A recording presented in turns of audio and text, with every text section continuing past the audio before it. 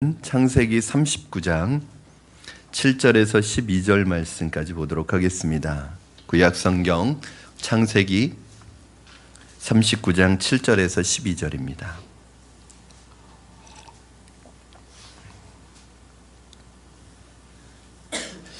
우리 다 찾으셨을 줄로 알고 7절부터 12절까지 서로 교독해서 읽고 12절 말씀은 합독해서 읽도록 하겠습니다.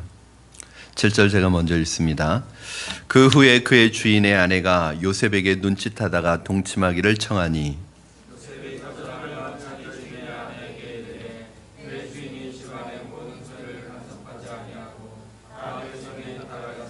이 집에는 나보다 큰 이가 없으며 주인이 아무것도 내게 금하지 아니하였어도 금한 것은 당신뿐이니 당신은 그의 아내임이라. 그런즉 내가 어찌 이 큰 악을 행하여 하나님께 죄를 지으리까?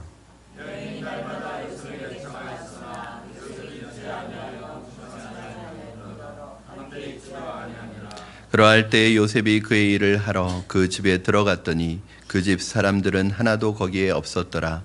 그 여인이 그의 옷을 잡고 이르되 나와 동침하자. 그러나 요셉이 자기의 옷을 그 여인의 손에 버려두고 밖으로 나가매. 아멘. 금요 심야 기도하는 시간 또 하나님 찬양하는 시간에 나오신 여러분을 환영하고 축복합니다.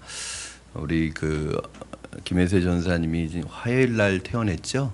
전사님 금요일 날 수술하고 화요일 날 퇴원했는데 찬양을 30분 시켜가지고 제가 시킨 거는 아닙니다. 담임 목사가 너무 인정사정 없다고 생각하실지 모르지만 전사님이 굉장히 좀 회복 속도가 빠르고 또 좋아지고 있습니다. 근데 좀 쉬었으면 하는 마음도 있었는데 어떻게 오늘 찬양을 써서 어쨌든 굉장히 은혜가 됐어요. 전사 감사합니다. 오늘 금요 심야에 굉장히 많이 나오신 거예요. 그렇죠?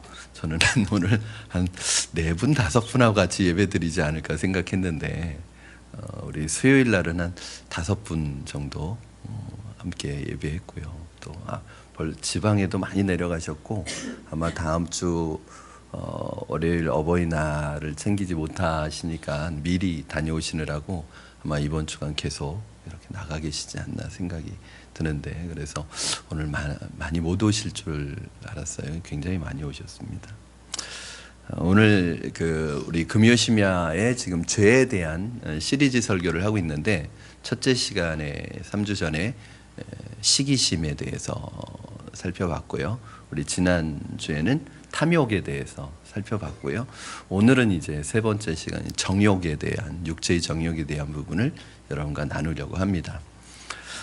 현대 문화의 특징 가운데 하나가 이 음란이 성적인 것이 문화가 되어 버렸습니다.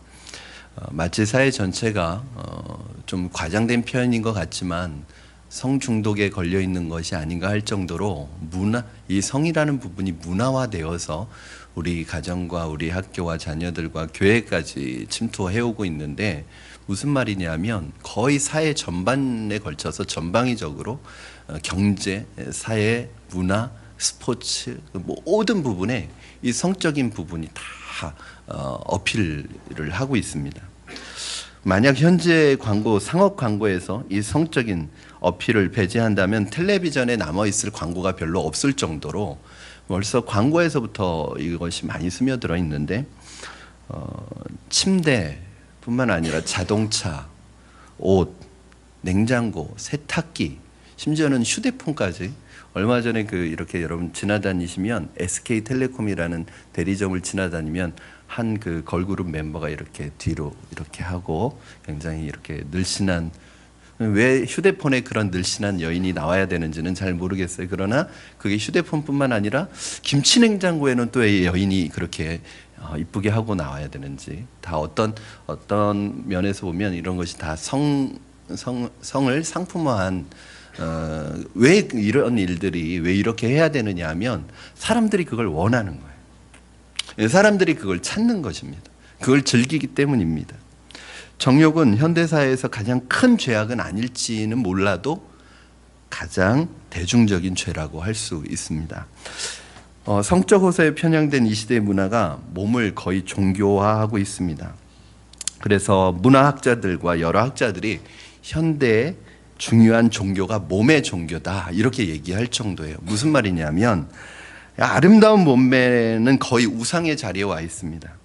마치 고대 그리스 사람들이 여신 비너스를 숭배한 것처럼 오늘날 서구 사회와 우리 한국 사회에 굉장히 이렇게 아름다운 몸매를 가진 것이 마치 굉장히 우상시 되어져서 마음의 우상이 되어져서 온통 사람들이 아름다운 몸을 만드는데 열풍이 불고 그렇게 그런 몸을 가지지 못한 사람은 굉장히 좀 열등감에 빠지고 여러분 우리나라 여인들의 80%가 자기가 뚱뚱하다고 생각한대요.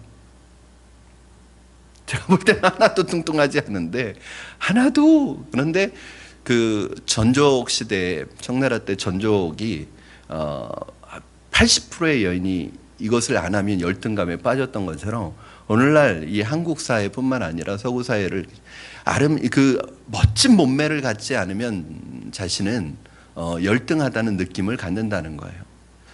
그것이 하나의 우상화되어 버리고 종교화되어 버렸습니다.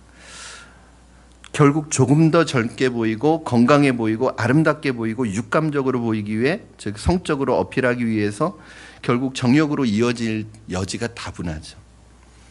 사실 오늘 도덕적 논란이 되는 대부분의 사회 문제들이 성과 관련이 되어 있습니다. 낙태, 그리고 동성애, 그리고 10대들의 임신, 그리고 정치인들의 스캔들 이런 것들이 다 성적인 문제하고 관련이 되어 있습니다. 오늘날의 상업적인 문화와 요즘에 많이 하는 게 뭐냐면 내가 내 개인적인 취향으로 내가 그냥 내 자유롭게 성적인 생활을 즐기는데 남에게 해를 주는 것도 아니고 그냥 내가 내 문화를 즐기는데 무슨 그게 큰 문제냐. 동성애도 마찬가지잖아요. 아니 동성애하는 사람들이 다른 사람에게 해를 끼치냐는 거예요. 그냥 자기들 성적 그런 지향을 가지고 그냥 자기들이 그걸 즐기는데 왜 그걸 가지고 뭐라 그러냐 이런 얘기 아니에요. 그게 문화가 돼서 그렇습니다. 사람들에게 정욕을 부추기고 그게 아무런 해를 끼치는 것이 아니라 결국은 가정을 깨뜨리고 사회를 망가뜨리는 지름길이에요. 늘 말씀드리지만 성경의 역사 속에서 한 시대를 하나님께서 심판하시는 적이 몇 번 있어요. 최종적인 종말은 오지 않았지만 하나님께서 시대 속에서 한 시대와 한 나라와 한 시대를 심판하시는 아주 결정적인 죄의 그 테마가 뭐냐면 성적인 타락이에요. 이 성적인 타락에는 심지어는 그 성적인 타락의 끝은 뭐냐? 두 가지입니다. 영적 지도자들의 성적 타락. 그러니까 사사시대 때나 소돔과 고모라 때나 이 하나님의 사람들마저도 그 성적인 타락에 빠져 있었고 사사시대에는 레인들이 성적인 타락에 빠져 있었고 그럼 그 성적인 타락이에요. 그 중에서도 영적 지도자들, 종교 지도자들의 타락. 그리고 더 나아가서 항상 그 시대를 마감시키는 하나님의 심판의 마지막 그것이 뭐였냐면 항상 그 시대 동성애였습니다. 그러니까 두렵고 떨리는 마음으로 보는 거죠. 오늘날 이미 우리 시대는 성적으로 너무 타락한 시대가 되었습니다. 우리 자녀들에게 기본적으로 두려움을 가지고 있습니다. 저희 아이들에게 핸드폰을 사주지 않습니다. 지금도 거의 모든 아이들이 저희 아이가 첫째가 4살이래요. 4학년인데요. 거의 모든 아이들이 핸드폰 다 가지고 있습니다. 얼마나 갖고 싶겠어요. 그것으로 아이들과 카톡도 하고 서로 더 아이들과 할 것이 많은데 제가 못 사주는 이유가 있어요.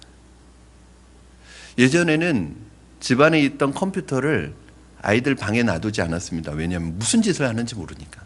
그래서 거실에다 두었거든요. 그런데 이제는 그 컴퓨터를 다 손에 들고 다니는 거예요. 아이들이 뭘 볼까 두려워서 스마트폰을 사주기가 어려운, 그게 훈련되기 전까지는 사실은 안 사주려고 합니다. 예방주사를 마치든지 영적인 예방주사를 마치든지 여러분, 우리 시대에는 그야말로 이게 다 오픈되어 있어요. 결국 어디까지 오픈되어 있냐면 동성애에 대한 부분도 점점 정상적인 성으로 인정받고 있는 분위기입니다. 이번에 대선 주자들에게 있어 TV 토론에서 가장 이슈가 되었던 부분도 이 동성애에 대한 부분이었어요.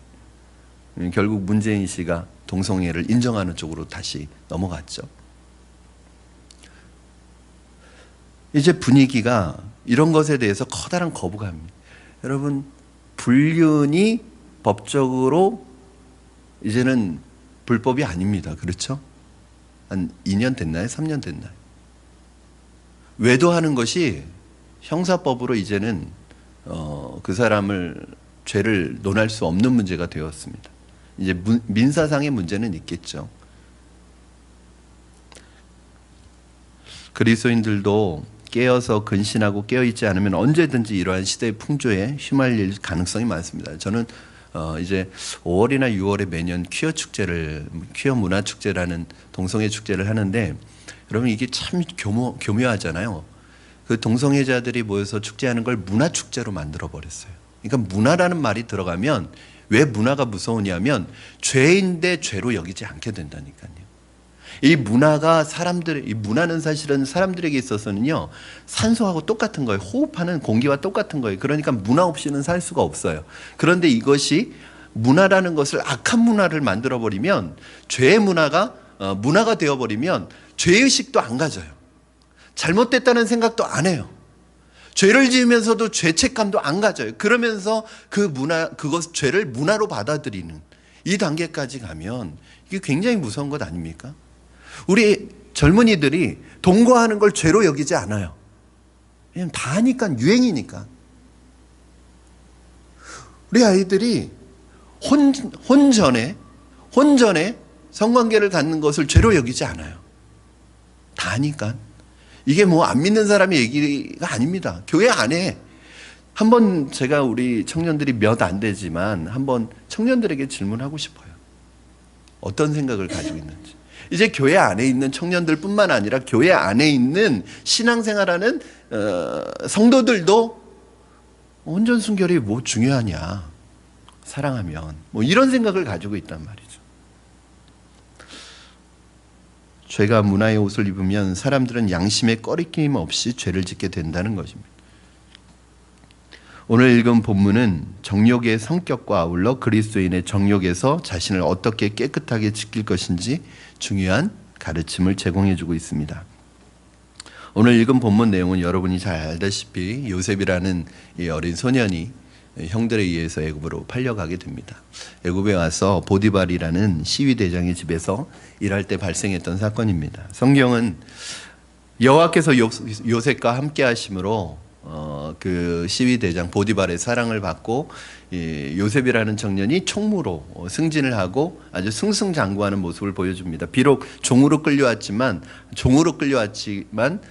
정말 하찮은 사람으로 끌려왔지만 하나님이 함께 하시니까 그곳에서도 하나님의 사람으로 인정받는 이 요셉을 보여준과 동시에 이 승승장구하는 요셉에게 위기가 찾아옵니다. 여러분, 항상 승리하고 승승장구할 때, 일이 잘 풀려갈 때 위기가 찾아옵니다. 그 위기라는 것은 차라리 겉으로 오는 어떤 외부적인 핍박과 공격이면 오히려 그 위기는 기회가 됩니다. 그런데 위기가 어떻게 찾아오면 유혹으로 찾아오는 거죠. 그러니까 항상 성공 뒤에 조심해야 합니다. 야베스의 기도에서도 마지막 기도가 내게 복의 복을 더하시고 나의 지경을 넓히시고 죄의 손으로 나를 도우사 하나님의 놀라운 사람으로 쓰임받게 돼요. 그때 이제 마지막에 어떤 것이 오냐면 모든 환난으로부터 나를 지켜달라는 기도를 합니다. 이 모든 환난으로부터 나를 지켜달라는 건 뭐냐면, 환난은 고난을 얘기하는 게 아니라 유혹을 얘기하는 거예요. 예수님께서 우리에게 날마다 이 기도를 하라고 하셨어요. 너희가 시험에 들게 하지 마옵시고 다만 악에서 구하옵소서. 요셉에게 찾아온 위기는 바로 보디발의 아내가 성적인 유혹을 한다는 것이었습니다. 어느 날 주인의 아내가 눈짓을 보내며 동침하기를 요구했는데 이 여자는 남편이 있었습니다. 그것도 아주 사회적으로 높은 신분의 남편이 있었습니다. 이 여인이 어느 것 하나 부족함이 없는 여인이었습니다. 그런데도 이 여인은 준수한 잘생긴 요셉을 보자 정욕에 사로잡혀 동침하기를 요구했습니다. 이 여인의 모습을 보면서 정욕이 가지고 있는 몇 가지 성격을 볼 수 있습니다. 여러분, 첫 번째는 정욕은 상대방에 대하여 성적인 상대를 원하지만 전혀 동반자 의식이나 인격적인 관계를 요구하지는 않습니다. 남편과 아내가 서로에 대해서 가지고 있는 성적인 욕구와 다르고 또 추구하는 바도 다릅니다. 남편과 아내가 가지고 있는 하나님께서 주신 이 성이라는 선물은 서로 안에서 더 인격적인 관계 가운데 서로가 더 서로를 배려하고 더 나아가도록 더 하나 되도록 하는 아주 중요한 도구이고요. 그 안에는 기본적으로 인격이라는 그 베이스가 깔려 있는 거예요. 그리고 이 성이라는 것은 그 인격적인 두 사람의 관계를 더욱더 깊이 있게 만들고 더욱 하나로 만드는 하나님이 주신 정말로 큰 축복이고 선물입니다. 그러니까 이 성이라고 하는 것이 결혼 관계 안에서 부부 안에서 사용되어질 때만 아름답습니다. 왜냐하면 거기 인격적인 관계가 있기 때문에 그렇습니다. 그러나 이 성적인 유혹에 빠지는 사람들, 성적인 유혹의 대상들은 보면 거기에 인격적인 관계라든지 그 성관계를 넘어서서 어떤 더 그 사람에 대한 의미가 없습니다. 그냥 성적인 만족을 위한 것입니다. 상대를 성적 만족의 대상으로만 대하지 그 이상의 큰 의미를 부여하지 않습니다. 그래서 진정한 인격적 유대관계를 생각할 수 없고 또 그렇게 되다 보니까 인격적인 관계가 아니다 보니까 어떤 현상이 나타나냐면 그 성적인 만족을 위해서 그 성적인 것을 추구하다 보면 만족이 되는 게 아니라 더 외로워지고 고독해지고 더 갈급해지고 목말라진다는 거예요. 여러분, 이게 중독 현상들이 일반적으로 가지고 있는 현상입니다. 이 중독, 게임 중독이든지 성 중독이든지 알코올 중독이든지 그걸 이렇게 가지면, 그것을 먹으면 또 술을 마시면 게임을 하면 거기에 만족이 돼야 되잖아요. 만족을 위해서 하는 거니까. 그런데 만족을 위해서 하는데 점점 하면 할수록 만족이 안 돼요. 그럼 반대 현상이 일어납니다. 만족이 안 되고 오히려 더 갈급해지고 목이 마른 거예요. 이런 여인이 성경에 나옵니다. 요한복음 4장에 나오는 수가상 여인이 그런 여인이었습니다. 남편을 6명을 바뀌었습니다. 남편이 아니죠. 왜냐하면 본인도 뭐라고 그래요? 남편이 아니래요. 지금 있는 남자도. 그러니까 남편이 6명이 아니라 그냥 남자를 바꾼 거예요. 성적인 만족의 대상으로 남자를 계속 바꿨던 거예요. 그런데 이 여인에게는 진정한 만족이 없습니다. 갈급함이 채워지지 않는 거예요. 매일 그 여인이 그렇게 더운데도 불구하고 그 한낮에 물을 계속 기르러 나오는 이유가 뭘까요? 어쩌면 그 여인의 마음속에는 이 육체적인 목마름이 아니라 영혼의 목마름이 있는 거예요. 채워도 채워지지 않는 갈증이 있고 갈급함이 있는 거예요. 여러분, 이것이 육체의 정욕이 주는 만족이 아니라 고독입니다. 그래서 육체의 정욕에 빠지는 사람은 신기하게 고독해져요. 더 외로워져요. 두 번째는 정욕은 현실을 도피하는 방법으로 사용됩니다. 자, 높은 신분을 가진 남편이 있어요. 시위대장이 안 하니까 부족한 게 없었을 거예요. 모든 걸 다 갖추고 있었어요. 그러나 보디발의 아내는 일상적인 풍요로 만족하지 못했습니다. 그는 남편이 없는 공간에서 이 매력적인 젊은 청년을 보자 그에게 마음이 이끌렸습니다. 그녀는 젊은 요셉으로 성적인 만족과 일탈을 얻고자 하는 거예요. 그러니까 내 일상적인 무료한 삶 속에서 뭔가 일탈을 꿈꾸는 거죠. 현실을 도피하고 싶은 거죠. 현실을 벗어나고 싶은 거예요. 그걸 환상이라고 생각하는 거고 그걸 로맨스라고 생각하는 거예요. 여러분, 사람들이 마음속에 하나님이 허락하시지 않은 성적인 관계를 일종의 로맨스로 생각한단 말이에요. 현실을 도피하고 현실을 벗어나서 꿈꾸는 일종의 환상으로 생각한단 말이에요. 왜 그러느냐? 사람들은 삶에 대한 뚜렷한 목표와 소망이 없어질 때, 더 이상 무엇인가를 성취해야 될 목표가 없어질 때, 삶이 무료해질 때 그것을 해소하고 삶의 활력을 얻기를 원하는 거예요. 그런데 그것이 내 일상적인 삶 속에서는 더 이상 그것을 해결할 수가 없으니까 다른 일상을 일탈하는 방법으로 한번 채워보고 싶은 거예요.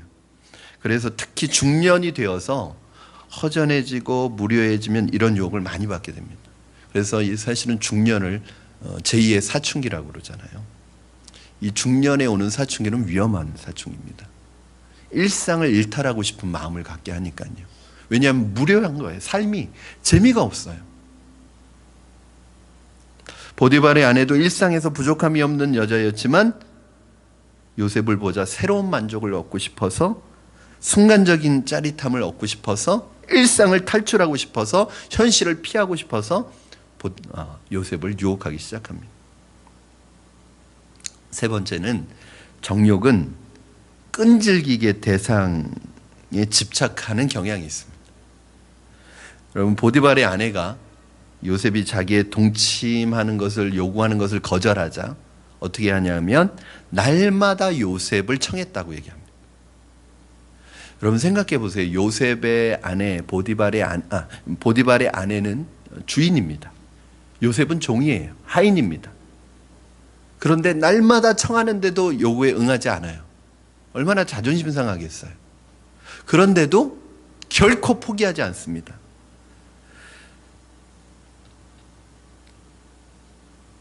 계속적으로 요셉에게 찾아가 매달렸대요. 그리고 하루는 기회가 오자, 이 기회를 놓쳐서는 안 되는 기회가 오자 옷을 잡고 막 매달리기 시작하는 거예요. 여러분, 이것이 정욕의 특징입니다. 정욕은요, 한 번 오기 시작하면요 아주 집요하게 매달립니다. 집요하게 쓰러뜨릴 때까지 웬만한 사람 같았으면 다 넘어갔을 거예요. 요셉의 자리에 있었다면. 여러분 한번 바꿔보십시오. 제가 또 여러분이 그 자리에 있었다면, 지금 갑이에요. 이 사람에게 잘 보이느냐 못 보이느냐에 따라서 내 인생의 운명이 달라져요. 그리고 요셉은 지금 아주 건장한 혈기가 펄펄 끓는 그런 청년입니다. 그리고 늘 말씀드리는 거지만 시위대장, 한 나라에 어떻게 보면 가장 힘 있는 사람의 부인이었으니까 저는 이뻤을 것이라고 상상을 해봅니다. 여러분, 이런 여인이 날마다 요구해요. 그리고 기회가 왔는데 붙들고 매달려요. 그러면 못 이기는 척, 이건 내 책임 아니야. 나는 할 만큼 했어. 나는 버틸 만큼 버텼어. 그런데 하나님이 내게 어찌할 수 없도록 만드셨어. 하나님 핑계대고 다른 사람 핑계대고 환경 핑계대고 그냥 넘어간도 할 말이 있지 않겠어요? 여러분, 마귀가요 이렇게 집요합니다. 물고 늘어집니다. 그렇기 때문에 웬만한 결심 가지고는 누구도 이기지 못합니다. 정욕이라는 영어 단어는 lust라는 단어를 쓰는데, 이 단어의 뜻이 무엇이냐면 어느 대상에 대해 과도하게 집착하는 집착과 욕구, 욕망이래요. 그 원 단어의 의미처럼 보디발의 아내는 성적인 대상인 요셉에게 집착했습니다. 이 집착하게 되면, 정욕에 사로잡히게 되면 그 죄가 가지고 있는 결과를 보지 못하게 합니다. 여러분, 이 정욕이 왜 무섭냐면요, 정욕이 일단 우리를 사로잡으면 이 죄가 가져올 결과를 못 보게 만들어요. 사실은 그 결과를 봐야 되거든요. 왜냐하면 이 내 정욕에 빠졌을 때, 이 성적인 죄를 범했을 때 그 결과가 얼마나 치명적이고 비참한 결과가 오는지 기억해야 되거든요. 내가 이 죄악에 빠졌을 때 내 가정이 깨지고 내 아이들이 상처를 입고 내 사랑하는 남편과 아내가 말할 수 없는 상처를 입고 가정은 깨지고 나를 믿고 기대했던 사람들에게, 모든 사람들에게 실망을 주고 그 사람들의 마음에 대못을 받고 부모님의 마음에 대못을 받고 이런 걸 다 기억하고 봐야 되는데 그게 안 보인다니까요. 이 정욕의 유혹에 빠지면요, 아내도 안 보여요. 남편도 안 보여요. 자식들도 안 보여요. 나를 사랑하는 공동체의 사람들도 안 보여요. 이게 무서운 거예요. 정욕의 불길에 사로잡히면 몸은 그 불로 향해 뛰어 들어가는 것과 같습니다. 마치 불나방이 죽을 걸 알면서도 불로 뛰어드는 것과 똑같습니다. 여러분, 결국 정욕에 사로잡히면 자신도 엄청난 파국을 맞이하고 또 상대방도 엄청난 고통을 겪게 됩니다. 여러분이 잘 아는 위대한 왕 다윗을 한번 보십시오. 정욕에 빠져 밧세바를 취했던 그 다윗이 결국엔 우리아까지 죽이게 됩니다. 그리고 다윗이 승승장구하던 정말 그 거침없이 올라가던 그 인생의 상승곡선이 다윗이 밧세바를 범하는 사무엘상 11장을 기점으로 내려오기 시작해요. 그리고 다윗은 이 일로 인해 그의 인생이 곤두박질치기 시작합니다. 나단의 예언처럼 다윗의 아들 간에 피비린내 나는 전쟁이 일어나고 서로 죽이는 일이 일어나고 자기의 딸이 강간을 당하고 그것도 형제에게, 그리고 형제끼리 죽이고 마침내 자신의 가장 사랑하는 아들이었던 압살롬이 아버지를 향해서 쿠데타를 일으킵니다. 그리고 압살롬이 아버지의 후궁을 백주 대낮에 사람들이 다 보는 성 위에서 다 보이도록 하고 그 침상을 더럽힙니다.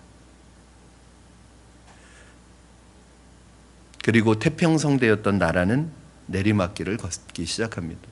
여러분, 그 한 번의 그 유혹이, 그 한 번의 결과가 이런 엄청난 결과를 가져온다는 것을 다윗이 알았다면 그렇게 하겠어요? 근데 이 특별히 정욕, 육체의 정욕이 올 때는, 유혹이 올 때는요, 그 결과가 안 보이고 뭐만 보이냐면 그 눈앞에 보이는 쾌락만 보이는 거예요. 보디발의 아내는 어떠했습니까? 그는 요셉이 그의 청을 들어주지 않자 결국 거짓말을 하고 요셉을 파멸시키고자 했습니다. 이처럼 정욕은 결국 관련된 사람을 파탄에 이르도록 이끄는 성격을 가지고 있음을 여러분 기억하시기 바랍니다. 그러므로 우리는 아니에요. 여러분, 여기에는 누구도 예외가 될 수 없어요. 저를 비롯해서 우리 모두가 깨어서 기도하고 깨어있지 않으면 정욕에 빠질 수 있는 위험은 늘 우리 곁에 도사리고 있습니다. 여러분, 그러면 정욕이 가지고 있는 세 가지 성격을 살펴봤습니다. 그러면 사탄은 이 정욕으로 유혹할 때 굉장히 치밀하게 유혹하거든요. 그러니까 전략이 아주 굉장히 치밀하게 유혹합니다. 빠져나갈 수 없게 유혹합니다. 이때 요셉은 어떻게 이런 정욕의 유혹을 이겼을까요? 또 성도들은 어떻게 이런 정욕의 유혹을 이겨나가야 할까요? 첫 번째는 요셉은 아주 강한 신전의식을 가지고 있었습니다. 신전의식으로 자신을 무장하고 있었습니다. 신전의식이 뭐죠? 내가 하나님 앞에 있다는 의식이에요. 그리스도인들은 무엇보다 내가 하나님 앞에 있다, 하나님이 내 앞에 계시다, 이걸 이제 라틴어로 코람데오라고 얘기합니다. 하나님이 내 앞에 계시다, 하나님이 눈에 보이시지 않지만 불꽃 같은 눈동자로 나를 지켜보고 계시다, 하나님이 나와 함께 계시다. 내가 하나님이 계시는 그 앞에서 하나님이 보이지 않는다고 해서 하나님이 안 계신 것이 아니라 하나님이 불꽃 같은 눈동자로 지금 내 곁에 계시는데 내가 어찌 그 하나님 앞에서 이 엄청난 죄를 지을 수 있겠느냐, 이 마음을 가져야 된다는 거죠. 우리 9절 말씀 여러분 한번 같이 읽어주셨으면 좋겠습니다. 9절 시작.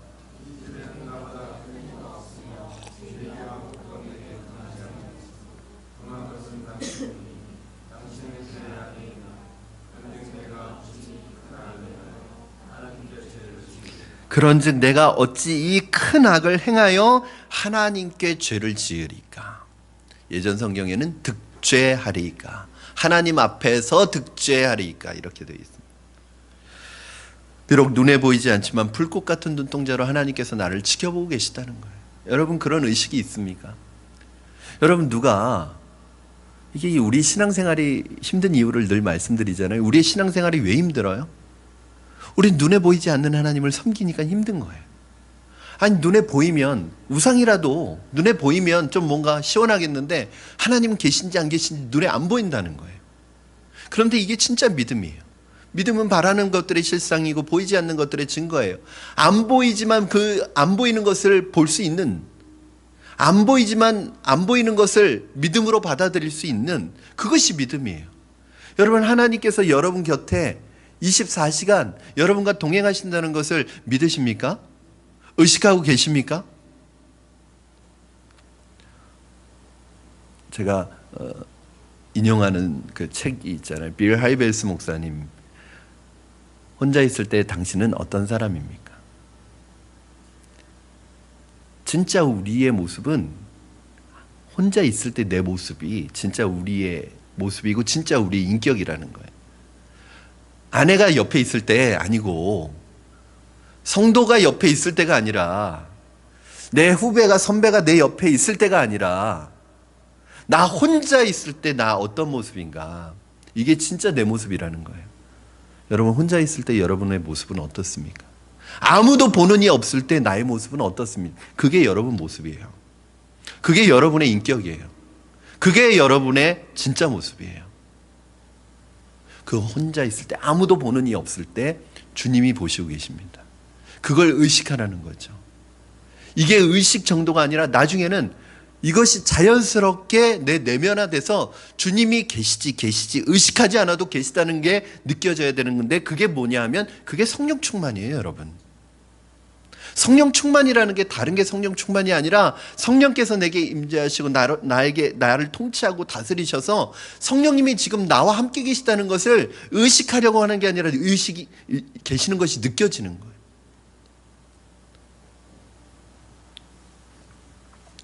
여러분, 그러면 어떨까요?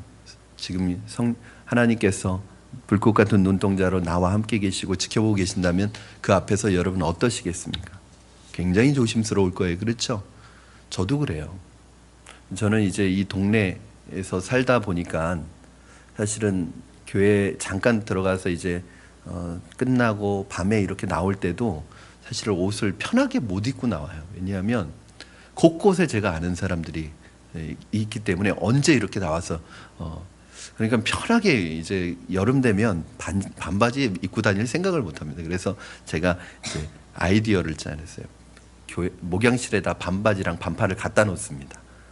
올 때는 이렇게 입고 와서 목양실에서 편한 옷으로 좀 갈아입어요. 이제 밤 시간이나 이제 늦은 시간에, 그 시간에까지 뭐 양복 입고 일할 수는 없잖아요. 그러니까 늘 의식이 되는 거예요. 어디에서 창문에서 나를 보고 있지 않을까, 누가. 어디에서 누가 나는 모르는 그러는 경우가 있어요. 저희 이 주변에 있는, 사실 우리 교회는 아니고요, 새벽별 신성교회나 주변에 있는 교회 성도들도 저를 안 돼요. 그러니까 만춘원이 목사님 집인 것도 안 돼요. 푸른나무교회 목사님 집인 것도 안 돼요. 저는 깜짝 놀랐어요. 어떻게 그걸 아시는? 그러니까 저는 모르는데 아시는 분들이 많은 거예요. 그러니까 제가 늘 조심스러울 수밖에 없어요. 편하지가 않습니다.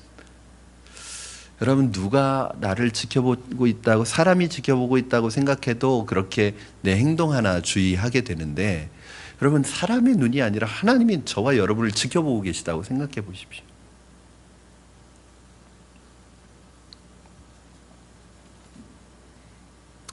두 번째는 그 하나님이 나를 지켜보고 계시다는 의식과 함께 구체적인 방법으로 오늘 요셉은 유혹의 자리를 피하였습니다. 요셉은 여인의 말을 오늘 본문에 보니까 듣지도 아니했대. 그러니까 여인의 말을 듣지도 아니할 뿐더러 함께 있지도 않았어요.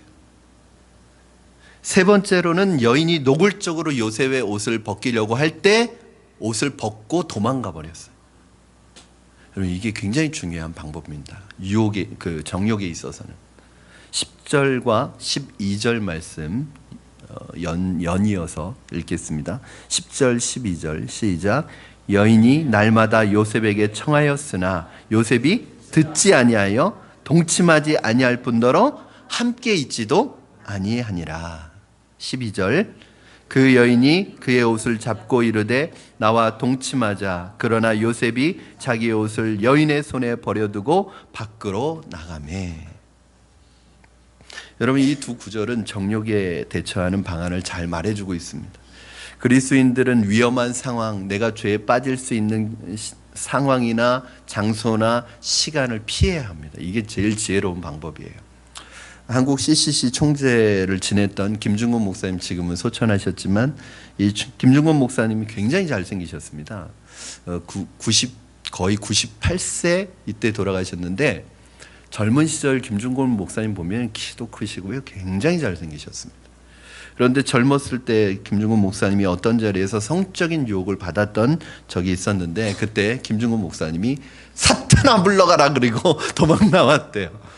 그 자리를 벗어나왔대요. 물론 일부러 그 자리에 간 게 아니고 어떤 상황 때문에 그런 자리가 그런 타이밍이 생겼던 것 같아요. 그때 사탄아 물러가라 하고 그 자리를 벗어났다는 이야기를 그 김중곤 목사님 책에서 본 적이 있습니다. 사실 정욕의 문제는 우리가 싸워 이기기가 쉽지 않습니다. 정욕은 타오르는 불과 같기 때문에 한번 그 불에 휩싸이면 불에 태워지거나 그냥 되기가 쉽습니다. 그러므로 아예 가장 좋은 방법은 정욕을 충동질하는 장소나 기회를 의도적으로 여러분이 피하셔야 합니다.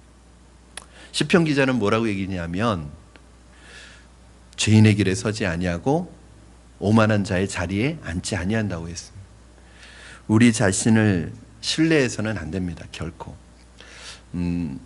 그 김남준 목사님, 열린교회를 담임하고 있는 김남준 목사님 책을 읽다가 자네 그 길을 가려는가, 그 책이었던 것 같아요. 김남준 목사님이 이제 유명한 분이니까 외부 집회도 많이 나가고 부흥회도 많이 다니시잖아요. 근데 이제 외부 집회나 부흥회를 가면은 이제 다른 교회 성도들이 있잖아요. 이렇게 끝나고 그 여자 성도가 오면은 눈도 안 마주친대요. 인사를 하잖아요. 눈도 안 마주친대요. 그냥 이렇게 인사만 하고 눈도 안 마주친대요. 왜 그러냐고 물어봤는데, 굉장히 어떻게 보면 인정머리 없어 보이잖아요. 그렇죠. 그리고 너무 차가워 보이잖아요. 정이 없어 보이잖아요, 목사가. 그래서 왜 그러냐고 물어봤더니 김남준 목사님 그런 말씀을 하시더래요. 내가 나를 못 믿어서 그렇습니다. 여러분, 정욕에 있어서는, 성적인 부분에 있어서는 절대 자기를 신뢰해서는 안 됩니다. 전에도 이 부분 나오면 꼭 제가 하는 얘기가 있어요. 제가 아내와 1년 동안 데이트를 했는데요, 정말 저도 대단한 것 같아요. 둘만이 있는 공간에 있어 본 적이 없습니다. 한 번도. 진짜로요. 왜냐하면 제가 저를 못 믿어서. 저희는 차가 없어요. 뚜벅이었거든요. 뭐 차도 없었고 항상 사람들이 많이 모이는 곳에서 만났어요. 심지어는 공원에 둘만 어디 으슥한 곳에 가서 얘기하지도 않았어요. 왜? 제가 저를 못 믿어서.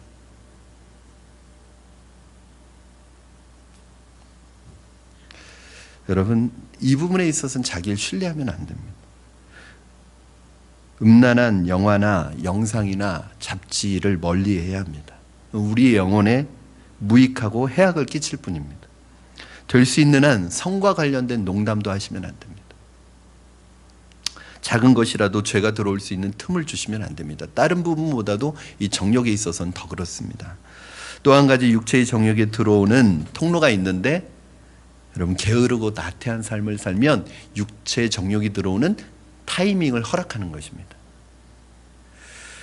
한가한 시간이 많으면 많을수록 정욕의 생각이 빠질 수 있는 확률이 높아집니다. 바쁜 게 좋은 거. 정욕에 빠지지 않는 좋은 방법 중에 하나가 뭐냐면 돈 없고 바쁘고 이상하게요, 돈이 생기고 시간이 생기면 딴 생각하게 돼요. 그래서 결혼한 사람들은 혼자 있는 시간을 오래 갖지 않는 것이 좋습니다. 유혹에 넘어갈 기회와 여건을 만들지 않아야 합니다. 여러분, 다윗이 결국엔 두 가지에 다 빠진 거예요. 다윗이 성적인 유혹에 빠졌을 때 두 가지 조건이 딱 맞춰졌어요. 첫째는, 지금 다윗은 전쟁에 나가서 치열하게 전쟁을 할 때 이런 유혹을 받아본 적이 없어요. 다윗은 군인이에요. 왕이지만 군인이에요. 전쟁에 나가서 부하들과 그 영적 전쟁을 싸울 때 한 번도 이런 유혹을 받아본 적이 없어요. 그런데 어느 날 이제는 됐다고 생각했는지 다윗이 잠을 잤는데 보통 잠은 아침에 일어나야 되잖아요. 근데 낮에 일어났대요. 낮에 일어나서 어슬렁 게으르고 지금 부하들은 다 전쟁에 나가서 싸우고 있는데 전쟁에 나가지도 않고 낮잠 자고 늦잠 자서 어슬렁 이렇게 왕궁을 거닐다가 뭘 봤냐 하면 밧세바가 목욕하는 걸 본 거예요. 자, 게으르고 나태한 삶을 살아가면 유혹이 들어오기 시작합니다. 두 번째, 봤으면 어떻게 해야 돼요? 그 자리를 피해야죠. 볼 수는 있잖아요. 보는 것이 죄는 아니잖아요. 아니 뭐 보려고 본 게 아니라 그냥 이렇게 거닐다가 본 거니까 그거 자체는 죄가 아니에요. 그렇죠? 루터 목사님이 그랬잖아요.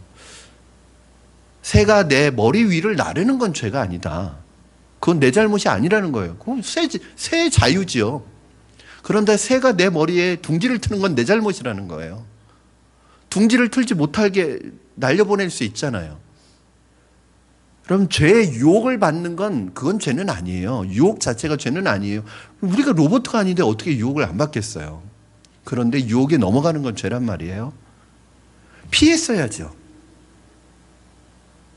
뭐 10분 양보해서 보다가 여인 사람을 보냈어요. 알아보게 했어요. 누군지. 그러면 우리아의 아내예요. 우리아의 아내는 여러분 다윗이 유다의 왕으로 있다가 12지파 이스라엘의 통합왕으로 추대될 때 개국 공신 중에 한 명이 17명의 개국 공신 중에 한 사람이 우리아예요. 유일하게 이방인입니다. 이방인인데 17명의 개국 공신에 들어가려면 그 사람이 얼마나 다윗에게 충성을 했었겠어요. 얼마나 충신이겠어요. 그 우리아의 아내란 말이에요. 그러면 이건 아니다. 빨리 생각을 고쳐 먹었어야죠. 그런데 계속 다윗은 그 자리를 피할 수 없었어요. 자, 불러오게 했어요. 동침했어요. 아이를 가졌어요. 이 죄라는 것은요, 계속 이렇게 새끼를 쳐요. 나중에는 자기가 도저히 이것에서 벗어날 수 없도록 만들어버려요. 그러니까 처음부터 잘못 들어간 거예요. 불러올 때부터 이미 결과는 끝난 거예요. 처음부터 자리를 피했어야 된다고요. 다윗은 그거에 다 넘어간 거예요.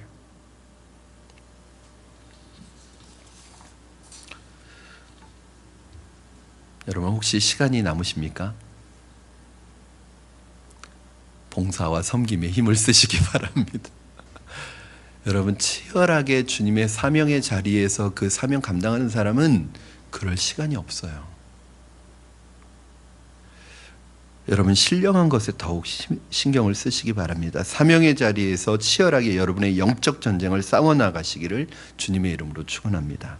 오늘 우리 사회는 점점 음란해지면서 정욕을 조장하고 있습니다. 사탄은 할 수만 있다면 이러한 정욕을 부추겨서 성도들과 교회들의 순결과 거룩성을 깨트리려고 하고 있습니다. 정욕의 죄는 단순한 죄가 아니라 우리의 몸과 관련된 죄이기 때문에 특별히 조심해야 합니다. 왜냐하면 우리 몸은 성령이 거하시는 전이기 때문에 그렇습니다.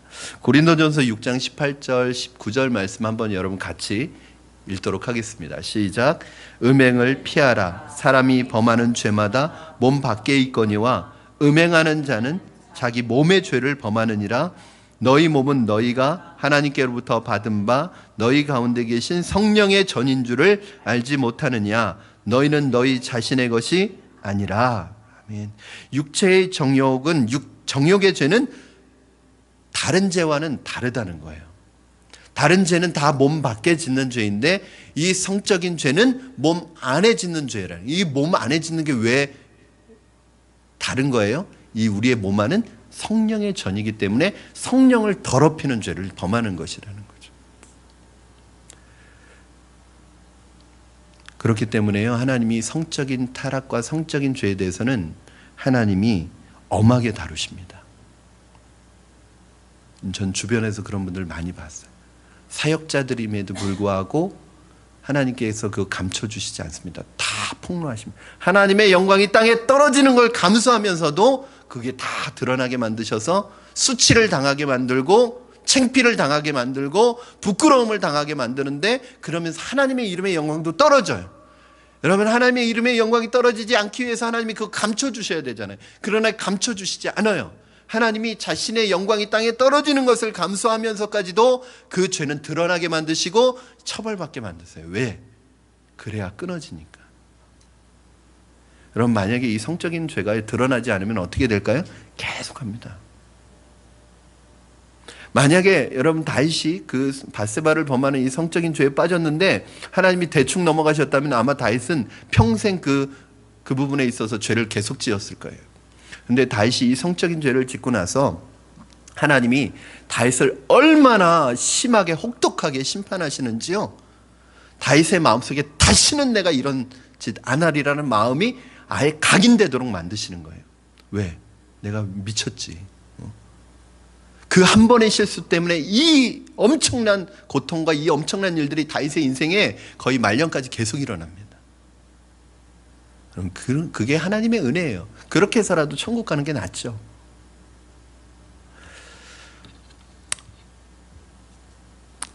마지막으로 한 가지 부탁을 드립니다.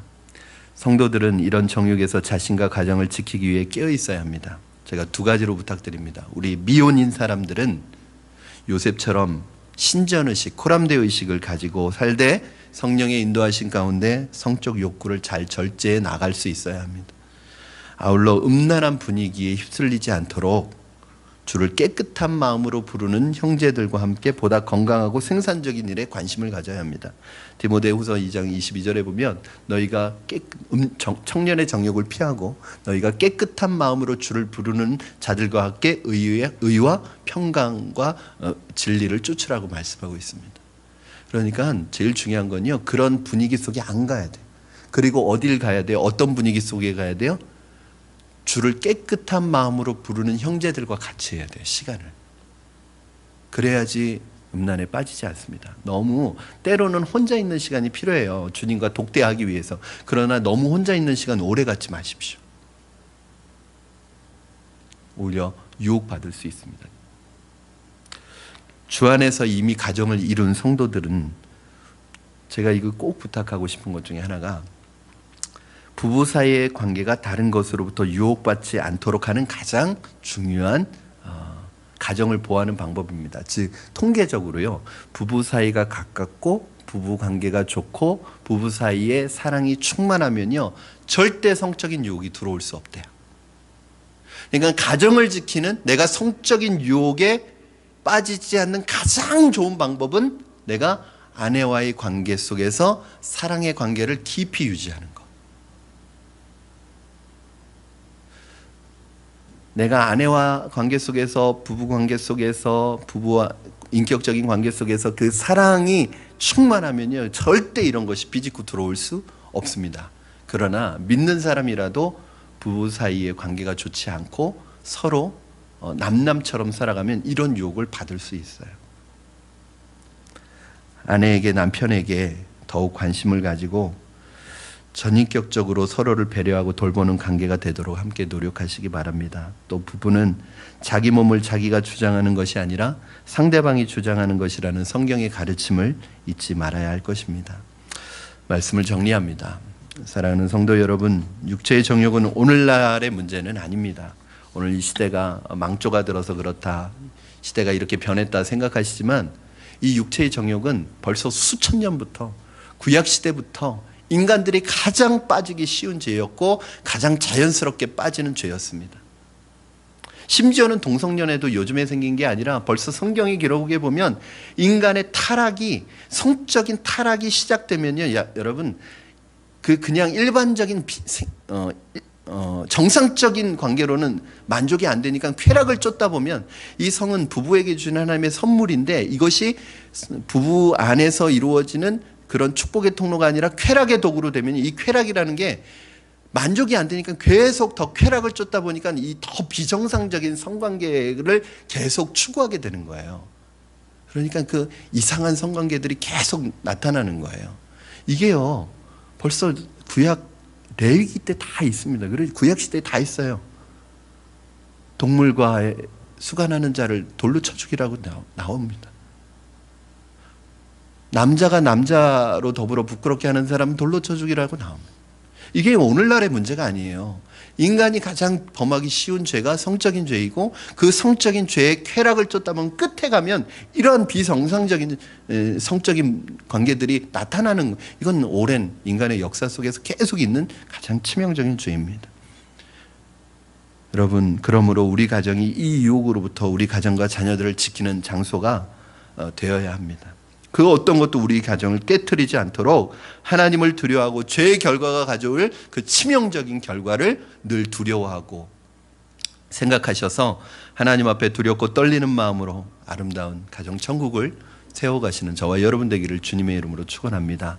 그리고 저와 여러분 안에 또 이것으로 말미암아 우리 자녀들이 앞으로 우리 자녀들이 살아갈 세상은 더 엄청난, 우리가 상상할 수 없는 일들이 많이 일어날 거라는 그런 생각이 있습니다. 우리 자녀들이 이 안에서 하나님의 말씀으로 그 생각이 분명히 붙들려서 세상의 유행에 따라가는 것이 아니라 하나님의 말씀의 기준으로 세상을 분별 있고 지혜롭게 살아갈 수 있도록 우리 자녀들이 그런 하나님의 축복 가운데 거하는 자녀들이 되도록 여러분 자녀들을 위해서 기도해 주시기 바랍니다. 우리 이 시간에 같이 찬양하고 함께 합심해서 기도했으면 좋겠습니다. 우리 한번 나의 믿음의 고백으로, 누구도 예외일 수 없고 우리도 잘못 발을 디디면 또 넘어질 수밖에 없는 연약한 존재입니다. 하나님, 우리의 마음을 정금과 같이 정결하게 하여 주시옵소서. 나의 마음을 정금과 같이 깨끗이 하여 주시옵소서. 우리의 신앙을 고백하는 마음으로 우리는 이 찬양 부르겠습니다.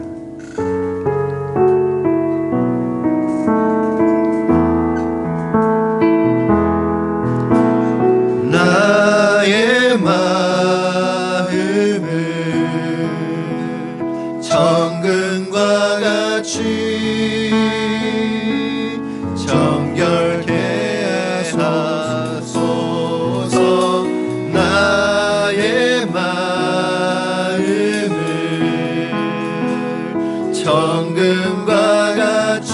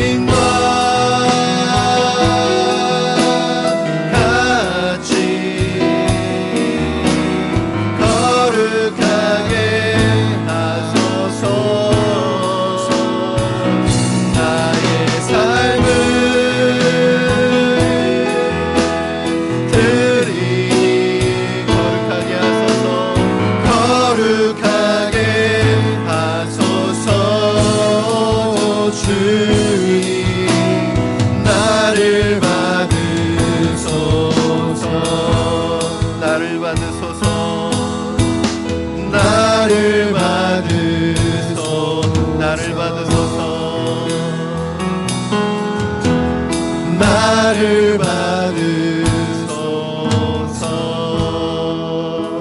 우리 이 시간에 때에 먼저 우리 오늘 주신 말씀 붙들고 같이 기도하시도록 하겠습니다.